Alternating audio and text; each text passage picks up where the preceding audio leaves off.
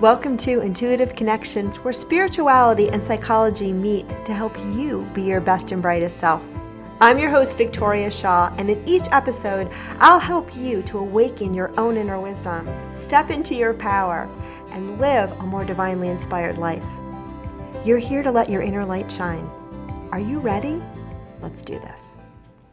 So hello and welcome to Intuitive Connection. Today I'm super duper excited because we have a really cool guest, Lisa Campion, who I'm going to tell you about in just a minute. And I had the honor of being a guest on her show. And we are also co-faculty, and I always get this wrong, on the Institute for Creative Living. That's what it's called, right? Yeah. And we're on the same podcast network, Mind, Body, Spirit FM. So lots of overlap. So I'm excited that we get to chat again, and I'm excited to share her magic with you. And Lisa is a psychic counselor, Reiki master with more than 25 years of experience. She's trained more than 1,000 practitioners in hands-on energy healing practice of Reiki, including medical professionals, and has conducted more than 15,000 individual sessions in her career.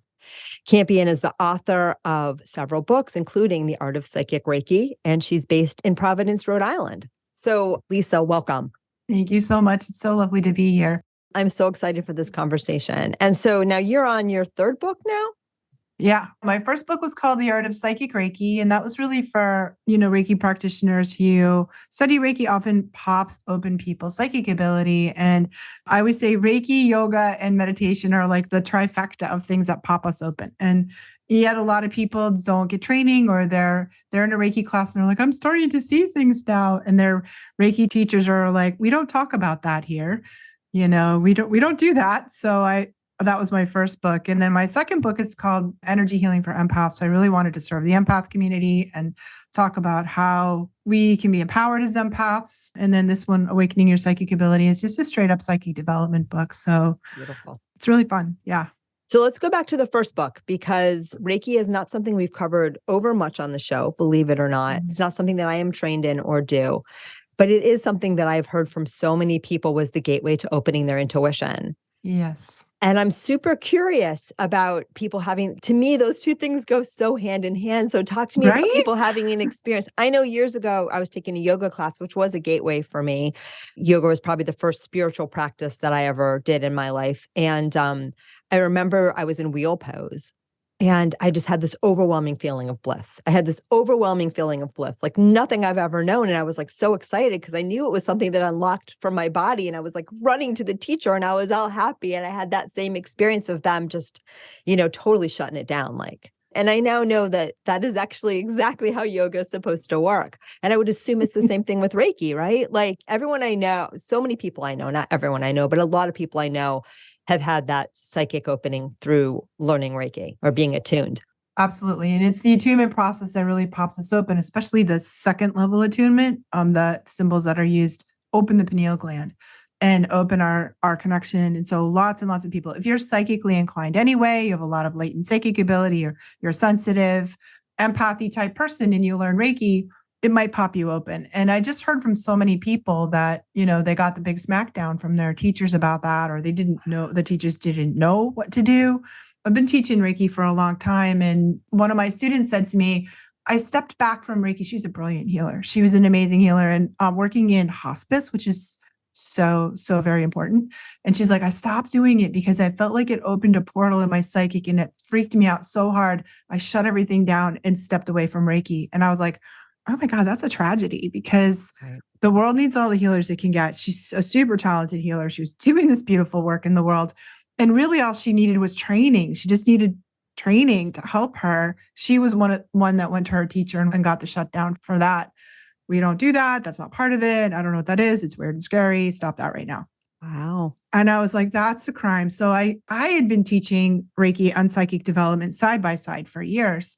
And like you, it seemed to me like a natural, well, of course, and that's when I wrote that book. And I've just continued, even though it was published in 2018, I continued to get a flood of people who tell me that book has helped them validate that it's okay to be psychic, and give them some guidelines about what that means and how to integrate it into the healing work that they're doing as Reiki practitioners. Right. So yeah, it's been pretty cool. And I hear that from a lot of my body workers too. Like, I think I just had I don't know, it was a client, a friend, something. I think it was a client who said, her sister, after many years, went back to massage work. She had a divorce or something and she had to go back to work. And as soon as she put her hands on bodies again, her mediumship abilities opened up. Yeah. And I think it's really because, first of all, it's all energy, right? It's all coming from the same place. And a good massage therapist, I think anyone who's really good at what they're doing, whether you're a business person, whether you're a body worker, whether you're anything, a creative, it's always my belief anyone who's really good at what they're doing is tuning into their intuition, because that's where all the, it's your connection to your soul. At least that's how I understand it. And I'm going to ask you another question because I think we might have some differing terms, but you're tapping into that, right? But especially us healers on the healing realm, those things are so intertwined. And many of us have many past lifetimes too, where, right, putting your hands on someone, journeying for someone, it was all part of the same thing. Oh, yeah, 100%. And I really see, and of course, everyone's unique and there's variations on this. It's not one size fits all, but I really see the psychic, the intuitive, the healer, the empath is sort of the same person. Like if you're called to be a healer, you're going to be sensitive. Not every healer is an empath, but many, many are. And so psychic ability is just another toolkit that we get to use in our skills as a healer. That's why I did the empath book and the psychic Reiki book and this psychic development book, because I feel like those are my people since I've been training healers. My mission in life is to train an army of healers to go out there and save the planet because it needs it right now. And so many of us are waking up to that life purpose. We're like having this like, oh my gosh, I think I'm a healer calling. It's like we're called to that as soul work.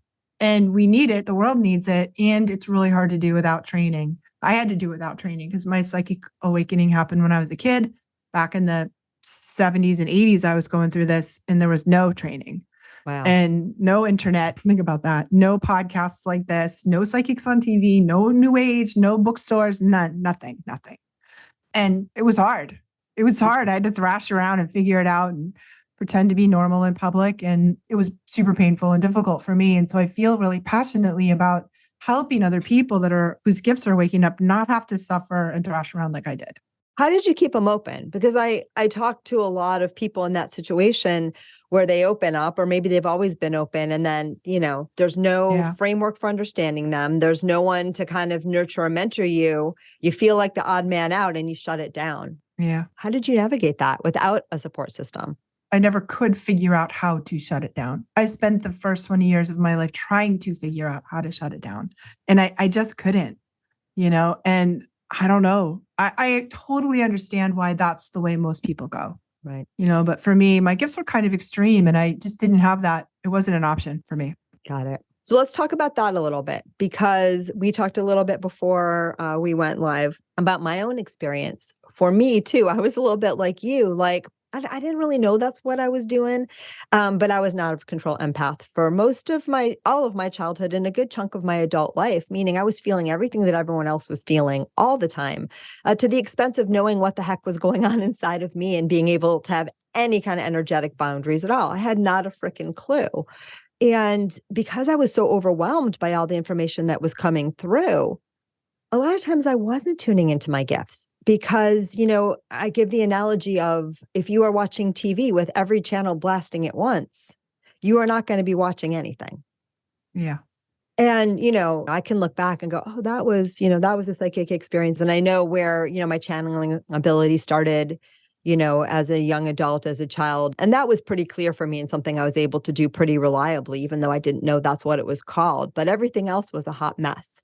So what do you tell people? I mean, what was your experience? But also as a teacher, what would you have told me if I had walked into one of your classes? So my classes are sort of 50-50, and half the people are the hot mess people like you and I were. So we're looking for the off switch. We're in that sort of an overwhelming psychic opening. And the other half of the people are looking for the on switch, and they're trying to kind of like boost their skills. Their skills are coming sometimes and not other times, and they wish there was more. And I find it's often the visual psychics that are the turn it off people. Not always, but often it's visual psychics who are really like looking for the off switch, and auditory psychics that are more looking for the on. So I feel like we start with like grounding practices. So embodiment practices, energetic hygiene. And I'm such a, stickler for these basics.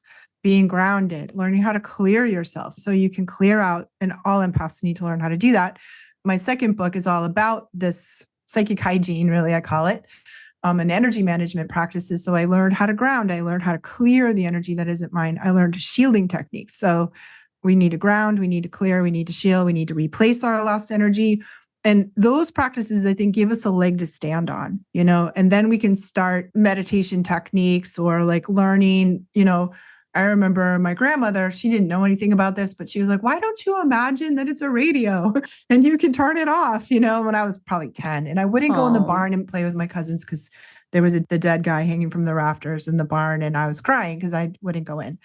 And she was like, how did you know that so-and-so, killed himself in the barn, whatever. But that worked for me. So I found also my parents were hippies and I had a bit of a remarkable education. So they took me to transcendental meditation when I was 10. Wow. Because that's what you did when you were a hippie in 1974. So I learned that. And I did the Silva method when I was in high school, which probably saved my life, honestly. I studied martial arts, and then the New Age happened when I was in early college. And all of a sudden there were teachers and help for people like us. But I think we need a support. We need a teacher. We need a mentor. We need a group. We need to know things. We need practices. We need a framework for understanding what's happening. But those foundational hygiene exercises, I think, are the most important. And they're not hard to do. You can do them in 10 minutes and feel different right away. So give us some examples, because I love that. And I think people would love to have some tools. Yeah. So the first thing to do is ground. And there's a million ways to do it. But I use a breathing and meditation process of just bringing light in the top of your head and dropping it into your heart. Just taking a moment to breathe into your heart and figure out what's in there, honor your beautiful, amazing heart. And then on your exhale breath, release anything you're holding down your legs and out the bottoms of your feet and into the earth, where we let the earth absorb it. I always ask for the earth to compost it. And I give the earth a lot of gratitude. Like, thank you so much for composting this. And then down into the belly. The belly is where we often hold the energy we pick up from other people. As empathic, it's all like spaghetti, black spaghetti in there. So you breathe in there and honor, and begin to ask yourself the question, is this mine? Like, what's mine and what isn't mine? So we make that distinction. And either way, I'm going to release it down and then down into the tailbone, breathing down into your tailbone. So as we land in the tailbone, we tend to get very grounded and embodied. And thank you for my beautiful, healthy body. Let's give that some appreciation and clear energy out with that. And then the last phase is bubbling up, really being inside. Empaths have the outside edge of our energy field is like a sponge. And it really needs to be like a little more solid. Non-empathic people have more like fish scales or roofing tiles. It's meant to be semi-permeable, like the membrane of a cell, to allow in energy that's supportive, to keep out non-supportive energy. And we are the boss of that. So we have to change our habit of being a sponge into being more energetically boundaried. And if you do this every day, twice a day, 3 times a day for a while, you change that habit. And then all of a sudden that's your new normal. Beautiful. I love that. I love that. I see sometimes people too, they suck in their aura. So especially people that have had a lot of early trauma where they kind of, their light was maybe a little bit too bright for the people in their early world. So they learn to kind of pull it down. And so you'll see when people are stressed or they're feeling threatened, they contract when, it's almost like if your aura is your bubble, that's your buffer. If you make it smaller, you're actually more going to feel than if you expand into it and make it larger.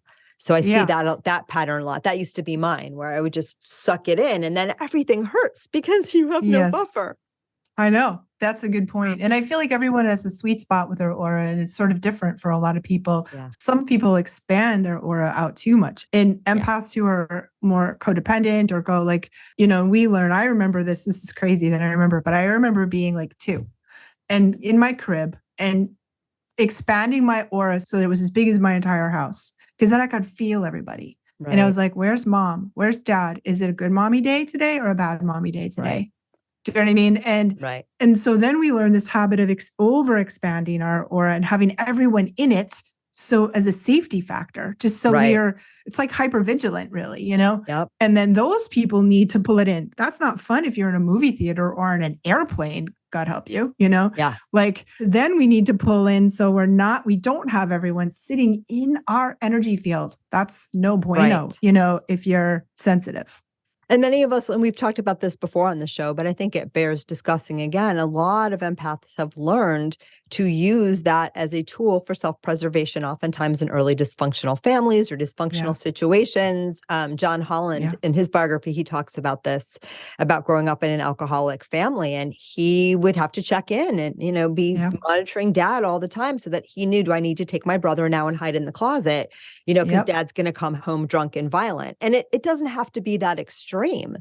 But I think, a lot of times we do use it as a self-preservation tool. And then like every other tool that we develop in our childhood, when we are, somewhat dependent and a little bit less empowered, that becomes our model for adult life when it's not functional, it doesn't serve anymore. And so we have to relearn new patterns that are more functional and more empowered and more helpful for us. Yes. And I think that being boundaried for me, has been that pattern. So really, like, I found a lot of liberation and freedom and empowerment in learning that I am 100% responsible for my own boundaries. It's not other people's job to monitor my boundaries. Doesn't work. And so I was like, wait a second, I can be in charge of this. That was like this massively empowering moment for me. And it's not okay, really, or reasonable to expect other people to know where your boundary is or enforce your boundary. It's 100% on us. And that liberated me, realizing that. I learned a lot of ways to do it, and I could be free to roam around the world doing all the things that I want to do, knowing that I'm the boss of my own boundary. And what to do if somebody violates that, or how to negotiate. It's, not a concrete wall, my boundary. And I think that's a very alien concept for empaths, because we get all mergy with the world and mergy with other people, and we feel safe. And as healers, we merge. And I think as psychics, we merge. And so learning how to still stay in relationship and still, actually, you're way safer as a healer if you're not doing that. Yeah. Somebody needs to be present in the room. There needs to be like a grounded, present person in the room that isn't merged. And if your client has invasion wounds, then like coming out of yourself and merging with them isn't going to feel so good for that person. So, or it might feel familiar to that person, but it's not going to be serving that person it's not in their best interest. Exactly. Right. Because we can get into these patterns that feel familiar, which doesn't really feel good, but it feels like what we're used to. So we keep inviting it. Yeah. Yeah. Yep. No, I love that. And, that's something I had to learn over the years in the work that I do, is that energetic hygiene, and also what was helping, on different levels, and how to help without, going in the mess with the other person, and not identifying. Because once you identify someone else's, and we've talked about this a bunch on the show too, once you identify someone else's pain as such, and you go there with them, what you're actually doing is strengthening that story. You're strengthening that pain. When you are joining it, you are adding to that energy, even if it feels good for them for a moment. Even if you, take some of that with you and they feel better for 20 seconds, they're going to produce more. And you've just overall increased the amount of suffering in the world. And that doesn't serve. It's like wound mates or trauma bonding, right? Yeah. Trauma bonding is the other name for that. Especially as a healer, you don't need to be a wound mate. We need to be compassionate and present, open-hearted, grounded, present, but also seeing that person is way more than their wounds, way more than, what's happened to you, but it's not who you are.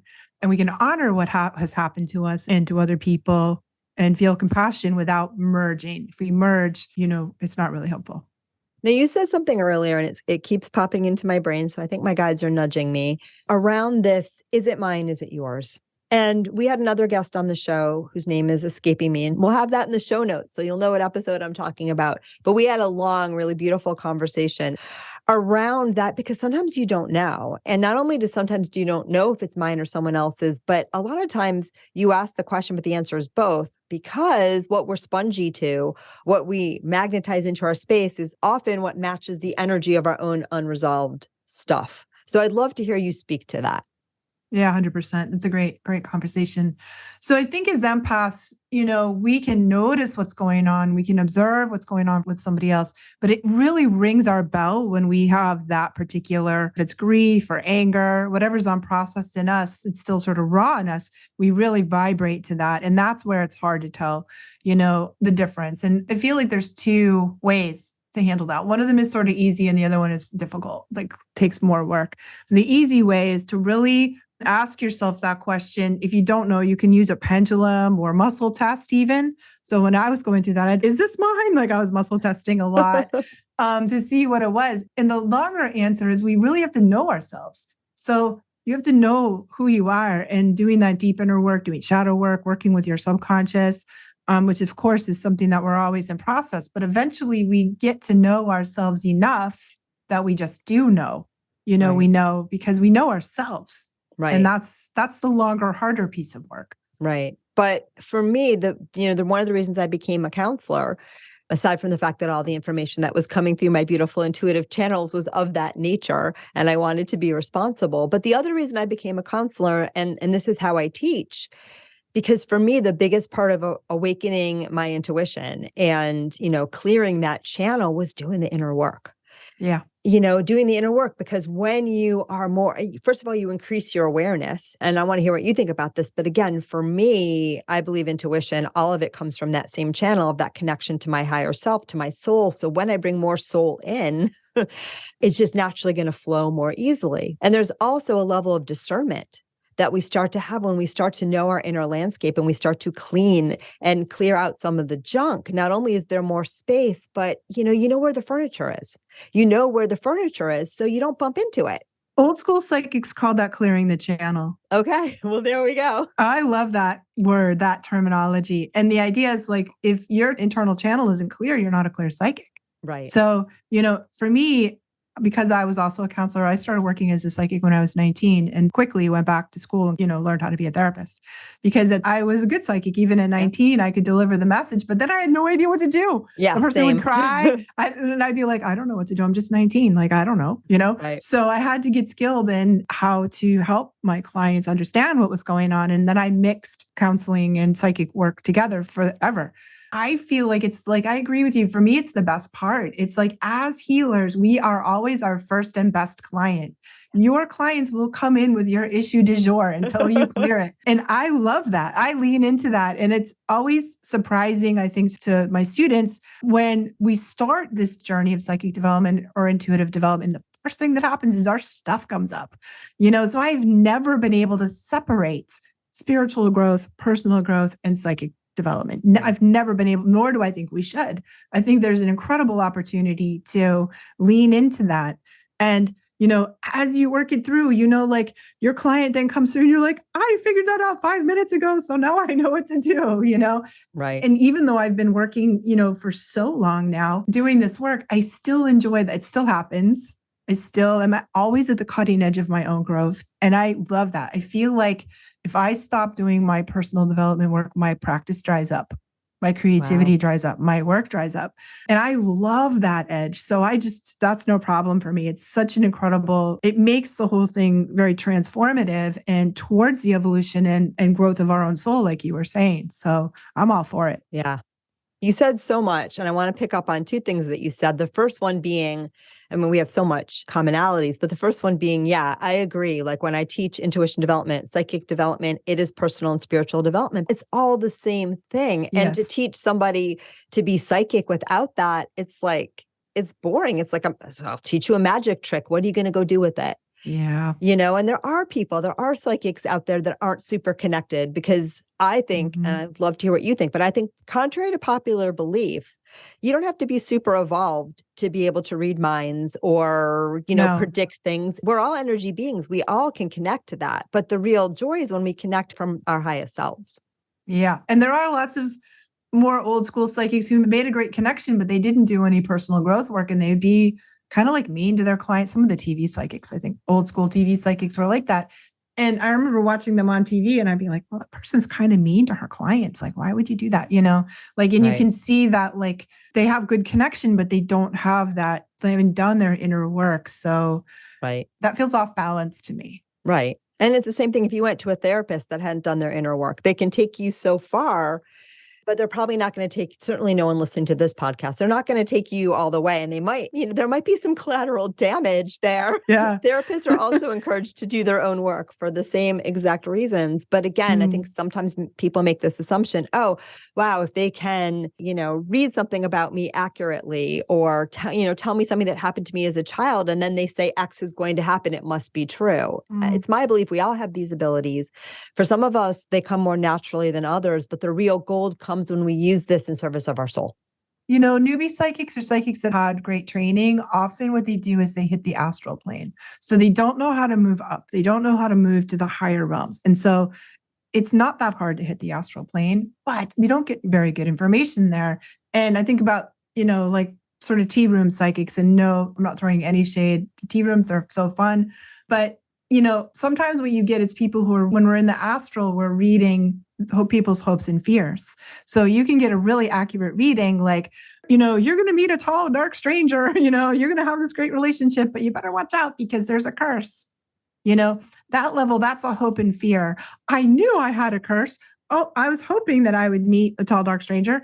And It can feel really accurate because they are actually accurately reading your hopes and fears for real. Right. But they're not doing anything joyous with them. No.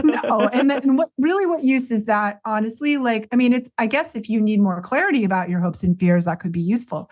But we need to learn how to, if we don't have a high frequency, if we haven't done our inner work, it's hard to lift off the astral plane. Right. And there's a lot of sketchy astral beings who show up, and as guides, they're not great. They're not reliable. They're manipulative a lot of times. So in order to hit the higher realms, we have to shift our frequency and learn how to connect higher. Right. And I know for me, and I don't use that kind of language, but I love it. So I want to talk about that more because that might resonate with people. But I know for me, there's what I think of as like reading someone's mind. And it's real easy. I've been doing it my whole life. Super easy. I mean, I don't do it intentionally now because I respect your privacy. But if I'm in a session, I might be checking in because sometimes I am reading what's just below consciousness for somebody. And when you articulate it, it's huge. It's huge. And sometimes you're just checking in. But if you tell somebody just what you said, if you're reading someone's mind and then you tell them that that's from their spirit guides, their highest spirit guides or their soul, that's no good. That's no good. And it's not accurate. So you have to know where you're going. And you also have to feel into yourself. I would always say, and I say this again and again and again, when you're going for a reading or any kind of anything in the world, it could be a doctor, it could be reading a book, check in with yourself and feel how it makes you feel. Feel if it resonates. If it doesn't resonate, it's no good. Let it go. Let it go. And don't give your power away to somebody just because they say they know something. I never tell anyone I know anything they don't know. What I tell people, and people have heard me say this on the show a million times, but I'll say it again, I'm the conduit or channel for you to hear you. And it might come out of my mouth, but when you hear it, you're going to know. That's beautiful. I love that. Well said. So let's talk about the different, what did you call them in your book? I call them planes or dimensions. Yeah. Let's talk about that. So it's different dimensions of psychic experience. What do you call them? The psychic worlds, Okay, there we go. Yeah, the psychic worlds. And one of the things that I put in my book that's pretty unique is a map. And I teach it in my psychic development classes, my intermediate and advanced psychic development classes, is a map of the other worlds. Just because I'm sort of an ordered, structured person, and I like an order and structure and a method in the way that I operate. And I came across these maps. They were from the Theosophical Society and from some shaman stuff that I studied from the Kabbalah. And I got kind of interested, who's mapped these realms? Is it possible to map them? And it's not really like a 2D kind of map. It's like a map, like a flat map is of the globe. It's just a representation really of something we can hang our hat on a little bit. And I really divided into 3 different worlds: the lower realm, the middle realm, and the upper realm. And the lower realm is like the world of our subconscious. It's like the shamanic realm, the realm of our psyche, the dreamscape, and a lot of people are afraid of the lower realm, but I love lower realm work. And that's where you want to go if you do shadow work or if you want to do past life work. And I teach my students to do shaman journeys. My initial training as a psychic was with a shaman way back in the day. And it's super powerful down there. We can reclaim our spiritual power. We can learn a lot about who we are at this deep essence level. And then there's the middle realm, which is sort of planet Earth. And there's 2 sides of it. Well, 3 really. There's the where we live in this dimension that we're dealing with right here. And then on one side of it is the astral plane, that where the stuck dead people go, and the ghosts hanging out. And on the other side is the world of nature spirits. So if you want to talk to fairies and elementals and divas, and those beings are existing inside along us in this middle realm. Right. Then we have the upper realms, which is where heaven, I always called heaven soul world, where soul world is, where the angels, masters, prophets, saints, divine beings, gods and goddesses, beings of pure consciousness, and their sort of layers up there.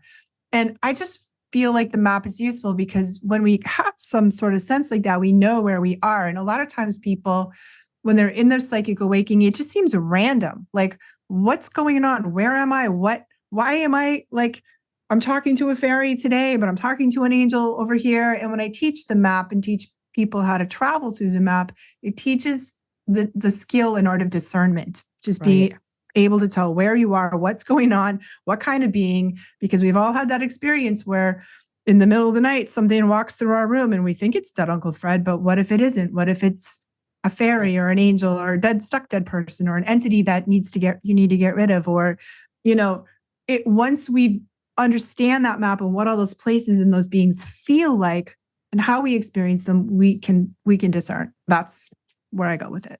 No, I love that. I love that. And I remember when I first started journeying, which is just something I played with. For me, when I'm doing a reading, I just connect and it just comes through. But I have played with journeying and it's very easy. Like, I know I've done it before because it's pretty seamless, but I was taking a class once, just an online class where I was doing a lot of journeying, and I kind of had to shut it down because what I realized is like, just habitually, there's no, I'll just go right to the middle world. Like, it's just there, it's like upper world, lower world, that's all cool. But for me, I think I spent a lot of my childhood over in the astral plane, just hanging out. Right. And so, me too. Having to learn, there's nothing wrong with the astral plane. It's there, but I think it's one of those that you want to know it's there, but you don't want to keep wandering over. You want to have a boundary. And so I had to learn to be very boundaried about that, because when I wasn't boundaried about that, I realized it was almost like walking out the front door for me. It is. And that's true for a lot of psychics. We start in the astral, and the astral actually has 3 layers in it too. Okay. So the upper astral is filled with really beautiful, helpful beings that can be quite like archetypal beings and things like that. The middle astral tends to be the stuck dead people. But the lower astral is filled with not very good, spirits that are not well-intentioned to humanity. And for example, like the Ouija board takes you to the lower astral. Yeah. Well, it can. Yeah, it can. One of my greatest teachers, who's been the guest on this show twice, who is Amaze Balls, got all of her initial information by a homemade Ouija board. And that's how she connected to her highest guide. So I think it can. I think any tool can take you any place, but anywhere. I do understand that there is a lot of connection around that particular tool going to particular places. Yeah, I hear you. Yeah, I mean, if you set your intention to use the Ouija board to take you higher, it will. Yeah, yeah. And if you're like the highest only, it can be a great connector for people, but we need to be there are some not so nice neighborhoods over there in the psychic world. Yeah. And so I always think psychic, it's like being street smart. You know what I mean? Like, if you have your wits about you and you know where you're going, you have a map and a guide, it's perfectly safe. There's nothing to worry about. I don't worry about being in a city walking around. But if we're engaged in maybe not such safe practices and we have no idea, we can run into trouble. Right. So let's just be street smart about it, and then we don't have to worry. Yeah. The way I understand it is it's about intention. And when you are pure and clear in your intention, then you're going to align with that which you need to align with. When you are murky in your intention, or you have some unresolved stuff that, you want to go play with in the psychic world, that's where you might get some uncomfortable experiences. But for me, I'm always just very clear on the intention, and that intention reins things in like 99.9% of the time, if not 100. And I also think it's about your vibration too. Yeah. So when we have a high vibration and we have a high intention, we have nothing to worry about. Right. If we're struggling and we haven't done our inner work, we haven't cleared out the channel, and our vibration is still a little shaky, and then we'd have murky intentions, that's where people get into trouble. And I want to remind people too, wherever you are is just perfect. It's just perfect. And this isn't judgment or fear-based conversation that we're having here. It's just understanding that discernment. And particularly, I think, when you're going to work with somebody else, but also in your own development. Like, I really believe and you may feel differently. I really believe there's nothing to fear on earth, and there's nothing to fear in the psychic worlds either. And, at the end of the day, it's the same thing, just which side of the veil you're looking at it from. Absolutely. I've never been afraid of spiritual things. Yeah. Never been afraid of them. Yeah. And I have for many, many, many years. So for me, it was freeing myself. I wasn't, but I was afraid of people. You know what I mean? Yeah. I was more afraid, but spirits never seemed, like sometimes you run into a spirit. I would sort of make the analogy with the earth. Like you might run into a spirit like with nature. That's like a shark. The shark didn't bite you because it's evil. The shark bites you because you look like a nice, tasty seal. Right. And it exactly. doesn't know until it takes a little mouthful of what you really are, and then it spits you out because it doesn't want to eat a nasty human. It wants a nice, tasty seal. So that's not an evil thing. And I always knew spirits were like that. Right. I've been sometimes really afraid of people, but I've never been afraid of spirits. I like that. That's adorable. And again, too, it's what you put out. Everything in this world serves you. And it's just a matter of constantly reorienting, right, to that highest frequency. And I believe that's what ultimately gets the job done and gets us through. I agree. Lisa, this has been so much fun. I can't believe that we've been talking as long as we have. It always goes so very fast. What else, are you dying to share that you think our listeners need to know? I feel like, a lot of the psychic development, like I love what you said about vibration and intention. Like when we can't go wrong if we just call in our highest and best guides. And most of my spiritual training I got from my guides. Because there were no teachers, Yeah. So I think asking like what you need to learn I was always curious. So I'd be like, show me what you're doing or teach me. And I think there's so much available for us if we ask for that kind of help and assistance from our guides. And I guess I really want to close by saying we're all so needed right now. We all have exactly the perfect gifts that we need to. There's a lot of comparison sometimes that goes on. And when people are really starting to this, they wish they had they wish they were a visual psychic, or they wish they were like this other person they see on TV or whatever. And I think that comparing is not beneficial or helpful. And to really if you want that, you can get it. You might have to work on some of your skills to might have to practice a little bit. But I believe 100% that we have exactly what we need to fulfill our purpose. How could it be any other way? Right. How could it be any other way? So really leaning into that and knowing that you have exactly what you need to fulfill your purpose and continue to learn and grow and do your inner work. That's really all we need to do. I love that. And I often teach everyone's intuitive. You believe that too? Yeah, 100%. Yeah. Everyone can open their psychic senses, and we all have these experiences all the time. Just for some of us, it's just really, really loud from the start, but everyone's got it. And sometimes it's just a matter of tuning into what's happening already and building from there. Because you have your own unique gifts. And when you capitalize on those, rather than worrying about what Victoria does or what Lisa does or what John Holland does or what whoever else you follow does, because they're not you. And you're here to express your own unique gifts, which are legion and beautiful and miraculous. So, that's it. All right. I ask everybody on the show, how do you experience your intuition? I'm a visual psychic, so a lot of it for me is about seeing stuff, but I also get it kind of on all channels. So I'll experience like a voice in my head that tells me stuff that's really powerful. I have like the feeling in my body. For the body sense for me is the most powerful and the most underrated and the most almost accurate. So I'm constantly listening to my body. Your body always knows what's real, always knows what's true. And so I'm checking my body, my emotions, my gut. I'm listening. I'm just sort of paying attention, to whatever is happening. And it can be a vision, a flash of image, a little movie playing in my head, but it could be a voice in my head too. And I really listen. They can be quiet. They're subtle, most of the time. And they're just interwoven into our daily life in a really seamless way. So I think we have to pay attention. I think for me, it's about that, slowing down and noticing, taking time to be quiet and then paying attention. Amen. I love that. Beautiful. All right. If people want to find you, they want to work with you, they want to take a class, they want to find your books, tell them where they can do that. Sure. So lisacampion.com will get you my website. I have a lot of free resources for developing psychics, empaths, healers, and classes of all levels from beginner to advanced classes.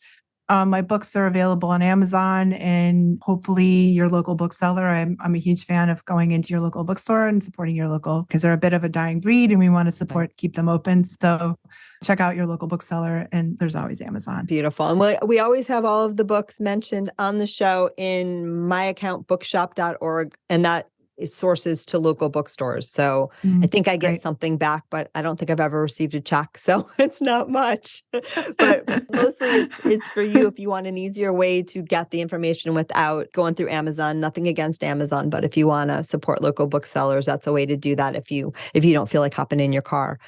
Lisa, this was so much fun. Oh, last thing, podcast. What's your podcast? My podcast is The Miracle of Healing, and it's on My Body Spirit FM. Check it out.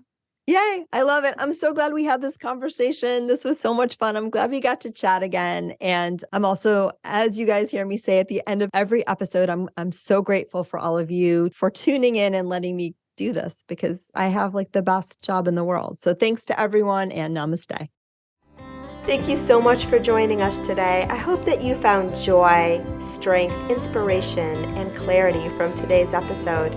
If you'd like to learn more and connect with an amazing group of like-minded souls, please join us over on Facebook in the Intuitive Connection Community Facebook group, where we explore these topics in deeper detail, have additional live teachings, and host Facebook Lives with our amazing guests. I hope to see you there. And of course, if you want to learn more about me or the work that I do, please check out my webpage, victoriashawintuitive.com. Thank you so much again, and namaste.